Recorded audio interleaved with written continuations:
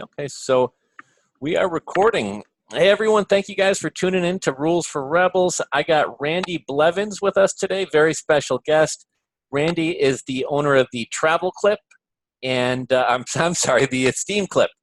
And I met Randy at LPX Chicago earlier this year, I think September or October, or August or September. And I thought he had a really neat product. It was kind of interesting hearing his story and how the business kind of grew. So I wanted to get him on here. And thank you very much for joining us, Randy. Awesome. Thanks for having me. I'm looking forward to telling you more about my journey. If do you have one of those Steam clips with you at the moment? Just so everyone has kind of a reference. I always have a Steam clip handy. I remember when we were at LPX, I remember we started talking about businesses, and yeah, you whipped that right out of your pocket. And that's one of the things I thought was so neat, that you're not just somebody selling other people's products or a wholesaler, but you actually kind of came up with this. And I thought that was right. kind of a really neat kind of part of your story. Right. Well, I actually I don't have a history or a background in product design or inventing products or running an e-commerce business. I actually have a background more in entertainment and events, and I came from that world. But I've always had this long list of items I wanted to invent, and this long list has been there. And at some point, you stop seeing people you see someone else inventing your idea and making it happen, and you get jealous. You say, when's my time? When am I going to be able to do that? And I decided, there's never a really great time. You're never going to have enough money. You just have to do it.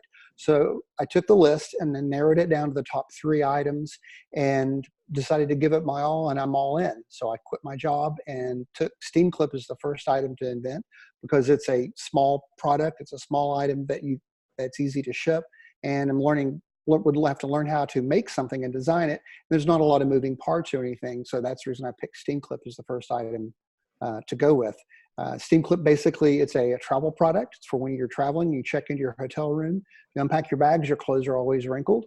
I hated ironing. What I always did was hang my clothes in the shower to let the steam relax the wrinkles. But half the time when I would go into the bathroom in the hotel to find a place to hang my clothes, I couldn't find a good place. Or you get these really weird hangers. You have the little micro hook, and then you also have the ball top hanger. If you get one of these, those don't work with anything. So I invented a product that works with all of them. Steam Clip works, of course, with the ball top hanger. It works with a little micro hook. It works with a regular hook. That way you can get your clothes close to the shower, and you don't have to shower steam. You don't have to use the iron anymore. I would buy it for that reason alone, because I hate ironing that much. Mm-hmm. But Steam Clip is also multi-tool. If you're going to carry something in your travel bag, it's really got to have a lot of value. So it's also actually a bottle opener. It's also a smartphone stand. It's even a thread and tag cutter, and even put a ruler on it. You could even throw it over the back of the closet, maybe use an extra hook around the hotel room, or in the public restroom for ladies to hang their purse or your jacket, so when you're traveling. So basically, it's a great tool you can toss in your travel bag, and it's multifunction. But the main thing is it keeps you from having to iron again. It was funny. After we met at LPX, I thought your thing was like really unique. I thought it was the coolest thing, and I wound up mentioning it to a few people. A buddy of mine who's also an inventor, or at least has some ideas he's trying to get in the works. Mm-hmm. And then I also mentioned it to my father. And my father used to be a salesman and used to travel. And he was like, yeah, I'd never heard of that before. But he said, yeah, I used to hang my shirts and stuff in the shower, steam it up. And so I was like, okay, this actually is a thing. It is. It's a tried and true old school travel tip, probably, for decades and decades. And the only issue, the reason why people don't use that tip all the time is because if it's not efficient, you just don't do it. And if you walk into the bathroom getting ready to hang your shirt to get ready to get rid of the wrinkles, and you look down and you've got one of these, well, you just forget about it. You go back to the iron. Or it's a really weird shower configuration, just forget about it. So you just don't do it. But with a clip, the Steam Clip, no matter what type of hanger you have, what type of hotel shower there is, you're always going to be able to do that. And you will always be able to do that. Then, I haven't used an iron in I don't know how long. And that saves a lot of time. And, that was the thing. And then once I solved that problem with being able to make a universal hook that works on all hangers and on all shower types, then I took that basic design and thought, okay, when I'm in a hotel room, what other problems do I have that this shape can help me with? So I made modifications on this original design that really didn't take it too far away from what the design was originally designed to do, but added extra functions. That's where I came up with, well, bottle opener. There's some cases you're in the hotel and there's not even some really nice hotels don't have a bottle opener, and you really need them when you need the bottle opener. Right. Or smartphone stand and the thread and tag cutter. I mean, how many times have you traveling and you've got a loose string on your shirt or sweater, or you bought in a hat or jacket, you've got those old plastic tags? Well, you don't have scissors or a knife, you just got off a plane.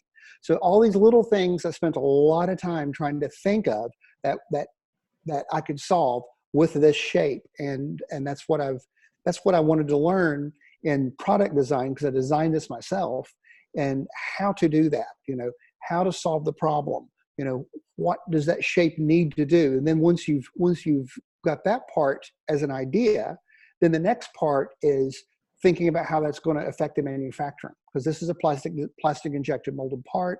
You've got the cavities to think of, you've got all these other things. So those were the challenges that I knew that I was going to have when I set out to invent something. Inventing, it's just one thing, but the next part is, how do you make it something that you can produce affordably? And that was some of the many steps that you have to go through before you can actually turn it into a product that you can sell. And let me ask you, what was the process of actually inventing this? I guess you used to hang your shirts on the shower when you traveled, but when did you actually say, this is a product I want to come out with? And I know you kind of took us through, the different features on it, but how did you come up with the idea, and I'm going to invent something? And what was that transition like from, let me see how many different tools I can make out of this? Well, the first thing is I hate ironing a lot. So that's the first thing. So I'm standing at many, many, many times. I was standing in the shower and the bathroom and don't want to iron. I've got to be downstairs in 20 minutes. I look over at that iron, don't want to do it.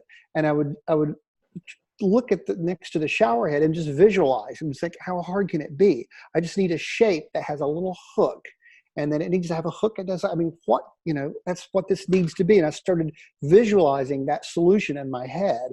Every time I would go, then I would think of it again. And every time I would go to the try and use the steam, and it didn't happen, that hook became more and more refined in my head. And it's really not that complicated. You just have to think of it. And I would also I'd always think I'm pretty clever around the hotel room. And I would utilize things in the room to hang things. I would take the shampoo bottle and balance it or something. I even once used to use the basket for a coffee filter to hang the thing. So all these different things, it just kept becoming more and more refined. And when I decided that I wanted to invent something, and decided I wanted to become an inventor, and I wanted to launch my own products, I wanted to do e-commerce because of a couple of things. One, 3D printing makes prototyping so much easier and quicker. E-commerce was on the rise, and social media advertising was on the rise. So the barriers to entry, while not simple, are much lower than it would have been before, e-commerce, before social media advertising, and before 3D printing. So I picked Steam Clip as the first one because it's such a smaller product. But it was the aha moment. It was like, this can't be that difficult to make. And then how did you know, I know a lot of people out there have a lot of different ideas. How did you know that this was an idea that you wanted to go forward with, that was worth investing time and money into? And were you confident, I guess, kind of going into it? The reason I picked this first was because it was smaller. I'm not dealing with something that was a lot of parts, and it's not super complicated. There's a little metal pry bar for the bottle opener, and then I used for the threaded tag cutter, and that was it. So that's why I went with that one. I saw the level of frustration that I had, and I Googled and looked around and saw how to steam and hotel shower videos and things like that on YouTube. And I knew enough people knew about that, but not everyone was able to do this all the time. So I knew that that wrinkled clothes is a problem for everybody, even if you're an extremely careful packer. I knew that there's millions of people traveling every day. Right now, that there's 5,000 people opening their bags in a hotel somewhere, and they've got wrinkled clothes. That's not going to change. And most people hate ironing. That's not going to change. We're getting shorter and shorter on time. we're not flying the day before, we're flying the day of to cover the cost of reduce the cost. No one's checking bags anymore. Everyone's cramming it into the thing. So all of those things added up to think that problem is not going to go away. And if I could provide a solution for that, that's simple and it's about the cost of an airport lunch and affordable. People that travel a lot, that's something, that ought, would be able to toss some money at it and give it a shot. And, that's what tipped the scale for that particular product first. And it's been a couple months, but if I remember correctly, I remember you talking a little bit about actually getting the prototype made. Mm-hmm. And I know that's like a big challenge. We chatted a little bit before we went live here, and I told you a buddy of mine is an inventor, and mm-hmm. one of the big hurdles that he tells me about is just the cost of like getting molds for things is so incredibly expensive. Right. Well, that's very true. And I guess what was the process like of getting the actual, I don't know if it's referred to as a CAD drawing drawn up, and I mm-hmm. thought we were even saying something about Fiverr, which I was mm-hmm. really kind of impressed with and surprised me. So what was the process of actually getting the prototype made, and then how did you go about finding a manufacturer? Sure. Well, the first thing was I gravitated towards Steam Clip first for the reason I just explained, because it seemed to me that I thought there would be enough demand, that it was universal enough, and it was a simple enough product to try to design. The next step was I looked to make certain that I didn't see anything like it out there. And I spent a lot of time Googling around and making certain that the product didn't exist. And then the next step after that was to prototype it. So I basically handmade out of the wires that you can buy, that bendable like wires, pipe cleaners? But like a pipe cleaner, but the kind that has the rubber on the outside. Oh, I know what you're talking about. Yeah. Yeah. I had those. I made those and worked out a basic shape sum and kind of played with that first. And it seemed like it was going to work. So then the next step would be to have a 3D printed model made. And I spent a lot of time circling around. And at that time, it's only been a couple of years ago, but now it's much easier to find a 3D something made. You could much easier have a 3D model made. But at the time, it was mostly hobbyists and upload sites where you'd have to upload your design, but then everybody could see it. Then they'd be able to copy it. So I was trying to find somebody locally. So I eventually found someone just off chance, just by asking. Found a company that I knew did 3D printing. Found someone that just asking, which was really hard.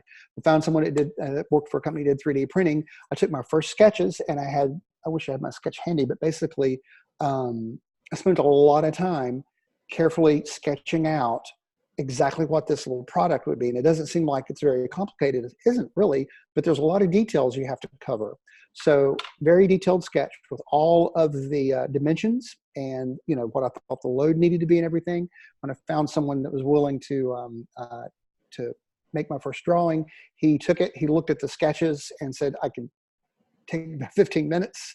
The next day I met him, picked up the first 3 Steam Clips. In fact, I should have thought of this. Here it is. This is actually, it's my prototype box. This is actually the first Steam Clip that was 3D printed. And you can see that when I took it and I was like, wow, this is something that I only visualized, and I had all the features. This is for the glass wall. This is how it would hang. And, I visualized it, printed it. He 3D printed it. Of course, when you hang something on it, it tips over. So that didn't work. So we made one quick modification. This was all with 3D printing, and that hook covers it. Now, once I had this, it's not a really great looking, it's very chunky. It's 3D printed material, but it was functional enough that I knew it would work, because the ball top hanger hangs on it. Of course, the regular hook, a micro hook, would hang on it. So with that, I knew that I had something that I could make, and that it seemed to me I could be plastic injection molded, and I could work with it. So with this model exactly, I went to the patent attorney and had a patent. That's when I started spending real money. And I took, and I quit my job right around that time too. And I went to the patent attorney and had them do a patent search, came back clear, and then filed for a utility patent at that point based off this design. And then I set everything aside, knowing that I'm going to come back and refine this and make it better, make it easier to make, add the other features that didn't change the price. And then at that point, I started doing two channels. One was going through planning on what I'm going to do with marketing wise, what platforms I'm going to use and all of that, begin the groundwork on that on one side, on one channel. And the other channel was the long road of trying to find a manufacturer. And you brought up the patent. That's another thing that I've heard gets fairly expensive and is kind of complicated. Can you just kind of tell people what can they expect in terms of costs, and just kind of what is that process like of making sure your thing doesn't exist, and then also getting the patent or the utility patent? Sure. The thing you should do if you have an idea, the first thing you should do, which is I am a fountain of ideas. Most of them, either when I think about it a bit longer, probably not that great, the niche is too small, or mostly it's already been done. So the first thing you ought to do is Google around and see if you see it already out there or not. If you find, oh, well, there it is, it's already done, you can move on to the next thing. The next thing you should do is spend some time, once you settle on something you don't see that it's out there, don't waste your time and money with the patent attorney yet. Spend a lot of time Googling. So, Google is your friend. There's also a resource you can search in the USPTO, the U.S. Patent Trademark Office. They have a search function that you can go on there, and you can Google that, and it'll certainly do that. Do all that first. Then when you find a patent attorney, you show them your idea, and I strongly suggest having a model of some sort that you've already tested, because you do not want to go waste your time and money unless you've got something that can be rough, but you need to make certain that it holds water. For me, and make sure that it didn't drop the hanger. Meet with your patent attorney. You're going to pay for the patent search first. And if that comes back clean, then you're going to talk with them about what's the best method for protecting your intellectual property. And there's two different kinds. And it can be intimidating, but it really isn't. There's really comes down to two different types of patents. You have a utility patent and a design patent. And based on what your intellectual property you're trying to protect, your patent attorney will be able to advise you the best way. But it really is self-explanatory. A design patent covers what something looks like, what the design is, and the utility patent is function oriented. And there's pros and cons for either of those. And you make your decision at that point as to what will provide you the best protection, and then you go through the application process. And you can go. There's a whole host of ways you can do it. I really think it's best to get an experienced patent attorney to walk you through it, at least the first time. And then in terms of manufacturing, I know when we chatted back at the event, you had told me you'd looked into China, and mm-hmm. your product's actually made here in the USA. Mm-hmm. But can you speak a little bit to kind of finding a manufacturer and why you selected the one you did, as opposed to going through Alibaba, which is something a lot of people just kind of knee-jerk as the first place to go to? Sure. Well, number one, Alibaba doesn't have SteamClip, and it didn't exist. So I'm creating something. When you're inventing something that's totally new, you're inventing something that heretofore has never been on the planet. So you're approaching a manufacturer. You're going to have to come up with a design that matches, that meets your standards, what needs to happen to make the product work and then look good and all of that, and also match it with the ability that manufacturing company has. And they get very, very specific. When I was designing SteamClip, that's why once I got the basic product out there, I set it aside. And then I was slowly kind of working on refining the design, but I waited until I was much further down and knew more about plastic injection molding, how the two molds go together, how it's pressured out, all these different things I was learning about, draft angles and whether or not there's a texture. There's all these things that just went to one of the most popular universities that a lot of people have heard of. It's University of Google, and spent a lot of time, trying to learn and becoming at least a layperson on that. And get an idea for what type of company I'm looking for. I took products that were similar. They were just basically plastic products in the same size, and tried to reverse engineer and figure out who made them. And then we're trying to look the company up. Clearly, I could have gone to China.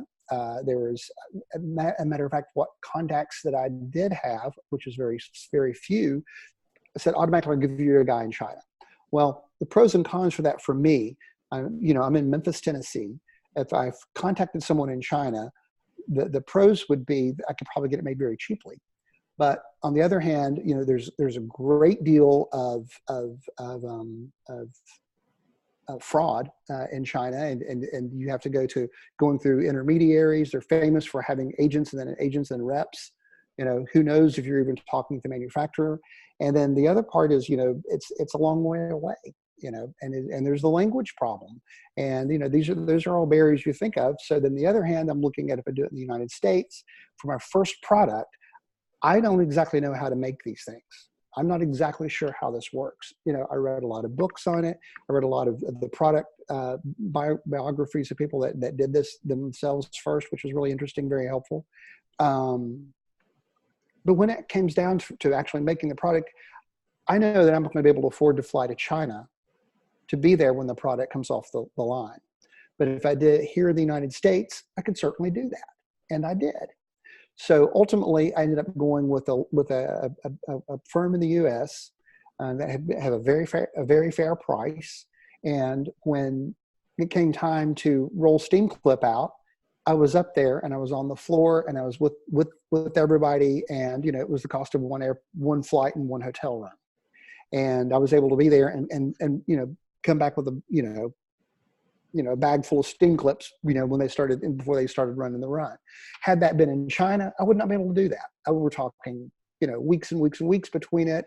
And, I think it was easier for me on that. It was easier for a learning experience. It was easier for quicker contacts, and it was easier for me because of local shipping. And how about as far as, and again, I remember going back to the event, chatting with you a little bit, and I remember you shared some frustrations with finding, which I think all of us do, finding reliable freelancers and web designers and everything else. So what was kind of the process? I know you're on Shopify and the site just did a redesign, which looks great.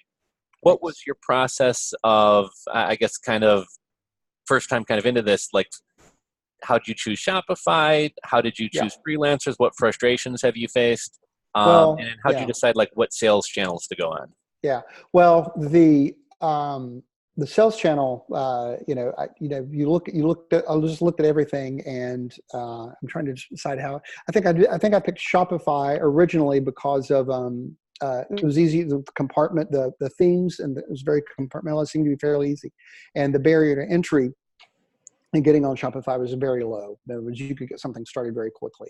And that was the main reason I went with that. I need to back up and explain how I launched Steam Clip. One of the other reasons was because of crowdfunding. I actually launched Steam Clip on Indiegogo. So that was the Indiegogo campaign is actually what provided the launch. Before that, after I decided that I was making it, and I'm looking for a manufacturer, I'm trying to find someone. I actually ended up using a local university student to help with the CAD design, with the 3D printed things. I tried to learn how to do the 3D modeling. It was almost like learning Chinese. I figured I could probably figure it out, but we need some divisional labor here. So I spent a lot of time and actually went to the local University of Memphis, and they have an entrepreneur center, and I contacted the director of that. That's something I would strongly suggest as a good source for things of this nature. And I found a graduate student that had just learned 3D modeling, and I worked with him, and he helped me in refining this clunky design to get it closer to this, until at that point then I reached a manufacturer. Then the manufacturer and people took it over from that point. Then I needed to find advice and consultants with crowdfunding. And I just searched all the sites that you would find, and I kept asking people. I listened to all the podcasts. I tried to get references, and I worked on Fiverr on a couple of the things. That was just hit or miss. Literally, it's like rolling the roulette wheel. When I tried to give 3D printed model work, I probably tried 4 or 5 different people. Okay. I actually ended up finding 1 or 2 people in India that actually if I needed something done, I could probably go back to them if I needed to. But it's just trial and error with that. It's very, very frustrating. Then I found someone through contacting people that did podcasts to help me make a reference, and introduced me to Ivan, who's my crowdfunding expert, and he helped me with the Indiegogo campaign and walked me through that and helped with the launch, really, because he had several launches, which was very helpful. And then from that, you shift gears, and you're always something as a solo entrepreneur you need, and you're always looking for help. You're always looking for freelancers. And I wish I could say there's a magic answer. It's just, you just have to keep trying. That didn't help at all, did it? You know what? I remember the Indiegogo thing's interesting. I remember you told me about it at LPX, and it slipped my mind a little bit. But like, I see a lot of people kind of going in with these very kind of half-ass attempts at like, oh, I'll throw some. And you went into this, from what I remember, very prepared, had a strategy. Can you speak a little bit to the kind of how Indiegogo went? Well, this was serious for me, and when I decided to launch SteamClip. This isn't a side hustle. This isn't something that, oh, well, I gave it a shot. I didn't do it. I was in, this was going to do it, and it was going to launch and make money, or, it was going to happen. So I was looking at Kickstarter and Indiegogo at the same time, trying to evaluate the different things. I considered going it alone. When I say alone, I'm the only person working on this. I considered going it alone, and I probably could have done that. But really, it's helpful to have somebody. If you don't have somebody with you that's gone through that process before, at least with you, then you really ought to hire somebody at least to advise and help you at the different mile points that happen. You can make one decision or another decision. Both of them are kind of right. You're still going to end up at the end of the campaign. It's best to have somebody that's gone through it before. Number one. Then number two, also somebody that's done it, that's in that field all the time, because e-commerce and crowdfunding in particular is like the weather. It's like fashion. It's going to change. It's going to change. And what you may have read 6 months ago was the best thing to do. If you're not in it all the time, when you launch, you could be the worst decision to make. So finding somebody to walk through that at a fair price, that's important. Then the next part, if you do that, you have to prepare. You can't just throw it up.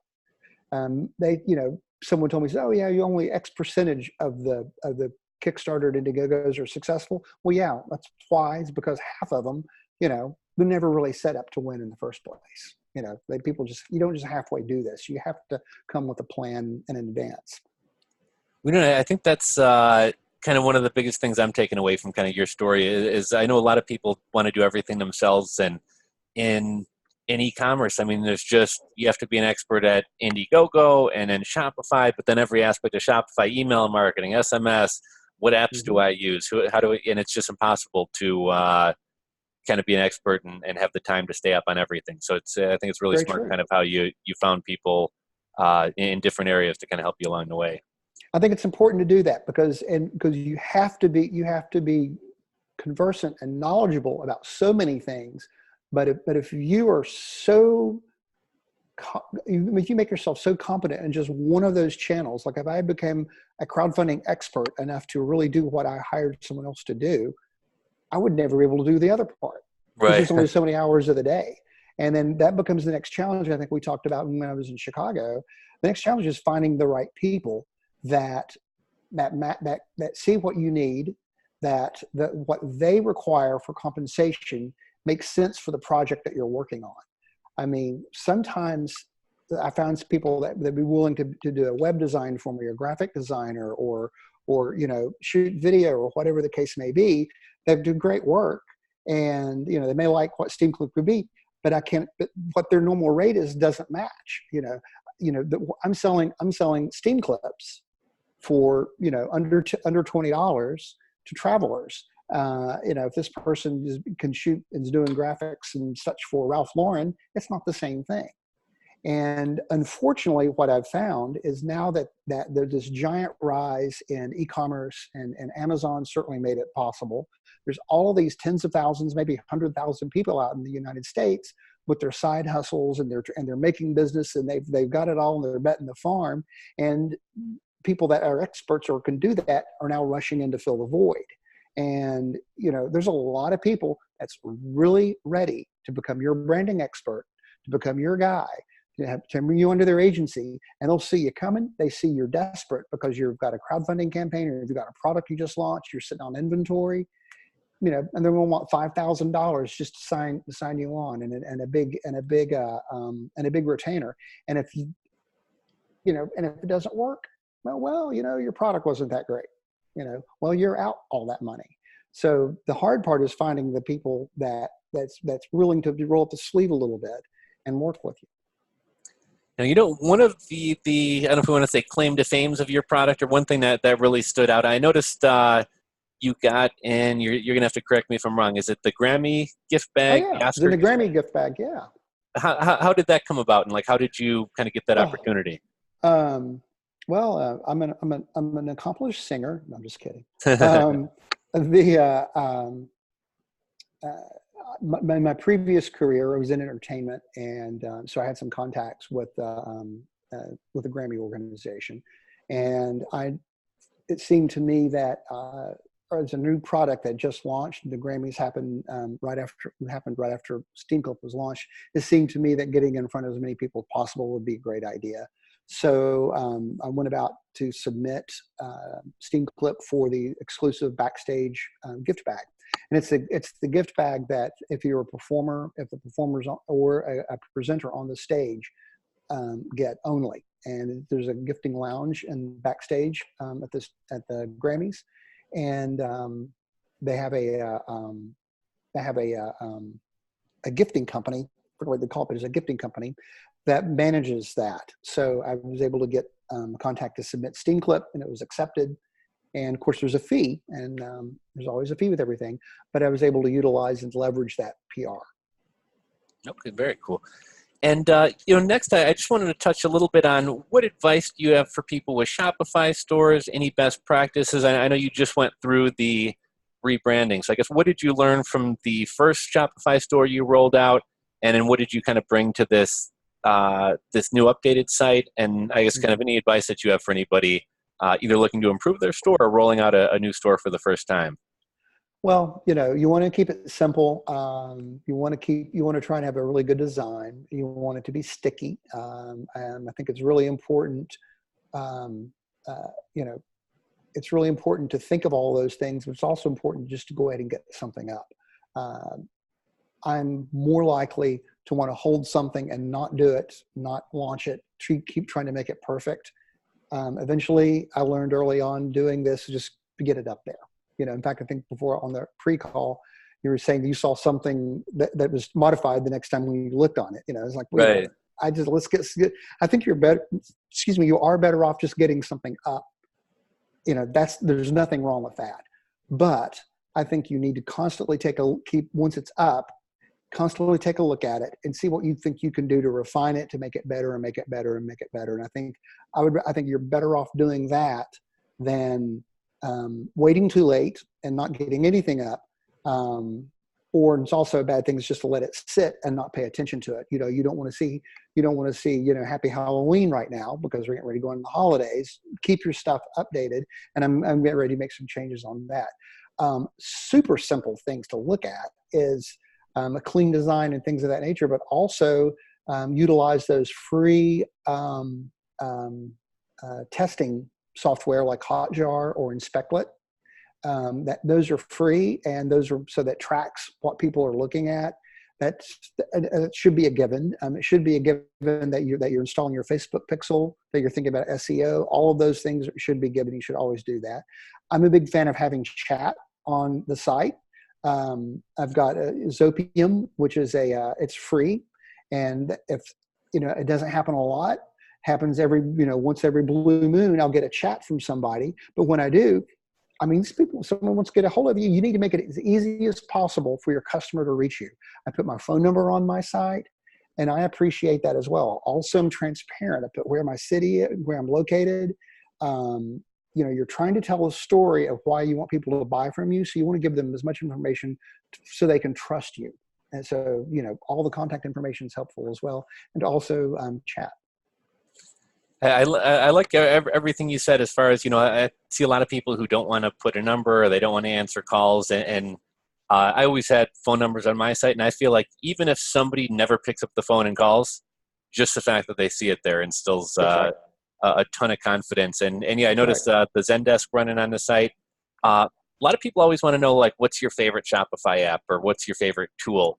If you had to pick out one thing that you'd recommend to other e-commerce store operators, Shopify store owners, could be something like Hotjar, could be Klaviyo Yeah. for email. Is there one tool or one app that you'd recommend? Yeah. I really like Zendesk because it's easy. It's free, for now. So I really enjoyed that. I also like ShipStation. I'm a big ShipStation fan for shipping and fulfillment.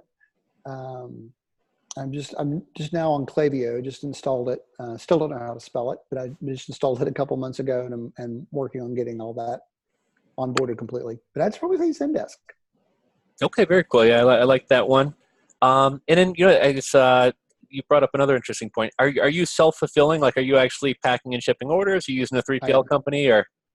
I'm also on Amazon, but for my website, Shopify store sales, completely self-fulfilling because and also to mention that Steam Clip's just my first product. I have a long list of products to invent. I'm trying to build out a system so that the next time I invent another product, it's all the challenges that I had finding people, which becomes a big challenge. Now I've got go-to people. So something that might have taken me 3 months with Steam Clip, I could probably get done in 3 days. So, which is awesome. What were we talking about? Um, self-fulfilling, Oh, 3PL, and so yeah. that's the reason I want to make certain I know what every aspect of the business does. So, when my Indiegogo campaign was successful, and I found the manufacturer in Connecticut, and I had to fulfill 900 orders before Christmas. I fulfilled 900 orders in 3 days myself. Oof. So I know now what it takes to insert Steam clips and things, how to using ShipStation, how to print the labels, how to get what it's like taking it and see what the return rates are. I know what that's like. So when it comes time for me to hire a 3PL company, you can't blow smoke at me because I've done it. Right. They say, well, it should cost $1. Don't you know it takes this many minutes? Like, well, I don't know now. So I'll have better respect for what the charges ought to be, but I can also not be overcharged. So yes, I'm fulfilling it. My goal, number one, it saves me money. You've got to watch the bottom line all the time, always.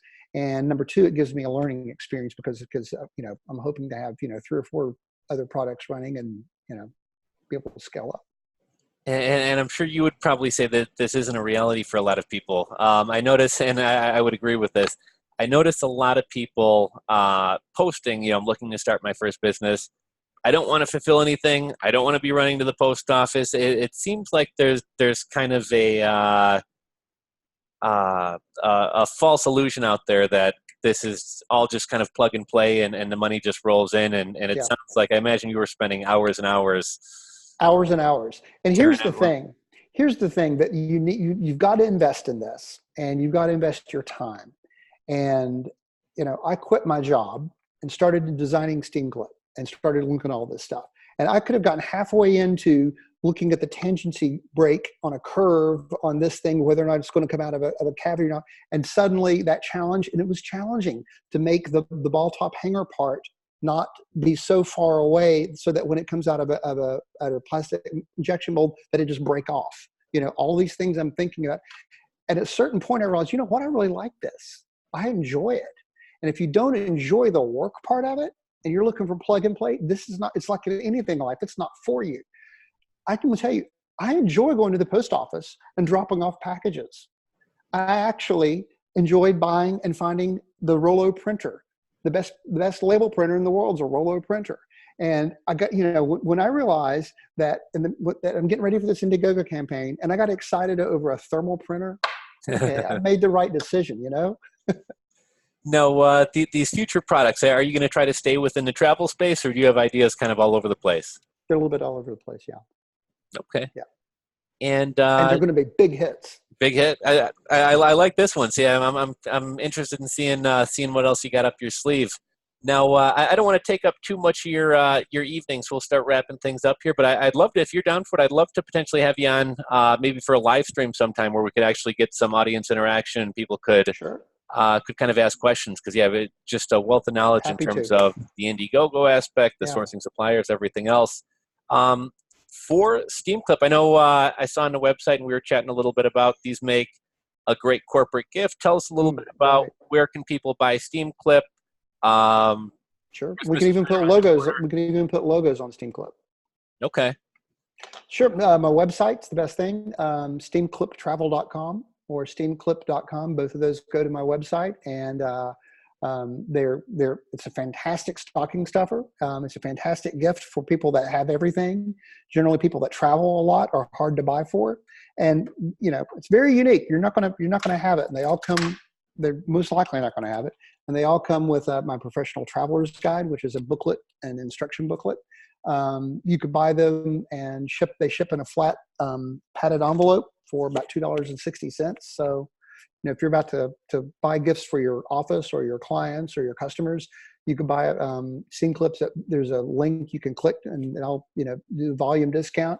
You could buy it and ship them to people for very, very affordable. It's great stocking stuffer too. So all the links, I'll link to your YouTube video so people can kind of actually see this in action, get a little bit of a better picture. So yeah, we'll link to the YouTube video, the website, and Instagram, anything else down below. And then I think we were chatting before. You have a discount code you want to throw out there for anyone? Absolutely. I'm happy to do that. I'll give you a link so you can do that. If they click on the link, your viewers will get a Steam Clip discount for you. Okay, awesome. Well, thank you very much. I really appreciate you making the time for us tonight. And I enjoyed it. I hope we can maybe do this again and get some questions. So we'll definitely have to stay in touch. You got it, man. Thank you very much. All right, thanks a lot. Thanks, everyone, for watching.